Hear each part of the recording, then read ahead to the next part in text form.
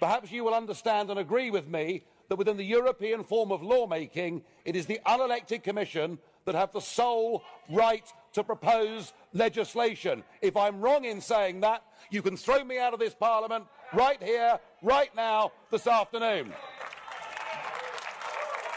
You see, what has happened here is somebody has stood on a manifesto for election, got into office, and within 1 week said that he will hold faith with his own electorate.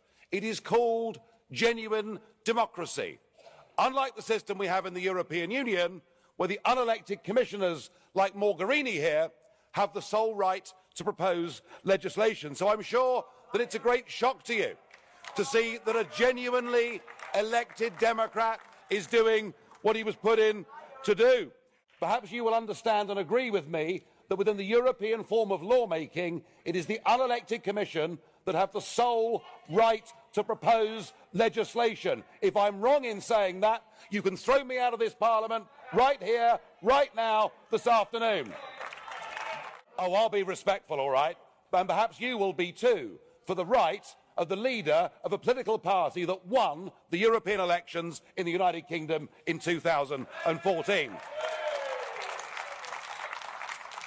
Now, it seems to me that actually, with all the anti-Trump rhetoric that is coming from everywhere, actually what we're hearing is the true nature of the European project, which is genuine anti-Americanism. Trump is motivated by protecting the United States of America from Islamic terrorism, whereas what has happened in this room and in governments around Europe is you have welcomed these people into your own homes. But can we please, just for a moment, look at the facts?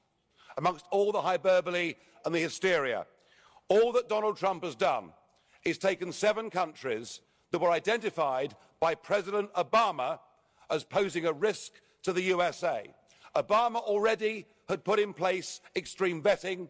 What Trump has done is for 90 days to say, let's examine that vetting and see whether it's good enough. But I want to ask you, Mr. Verhofstadt, and all the others, with your faux outrage today, where were you when Obama in 2011 banned any Iraqi from going into the country for 6 months?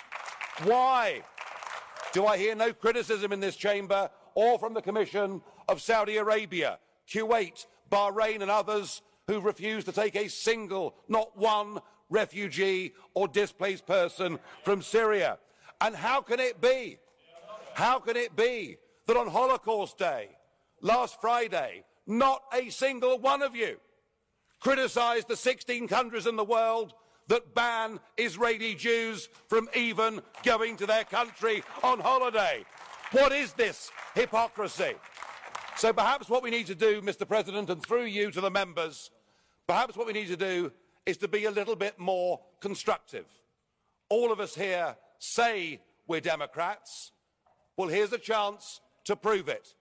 Let us invite President Trump to come here to this European Parliament. I'm sure as Democrats you'd all agree that what we need to do is to have an open dialogue with the newly elected, most powerful man in the world.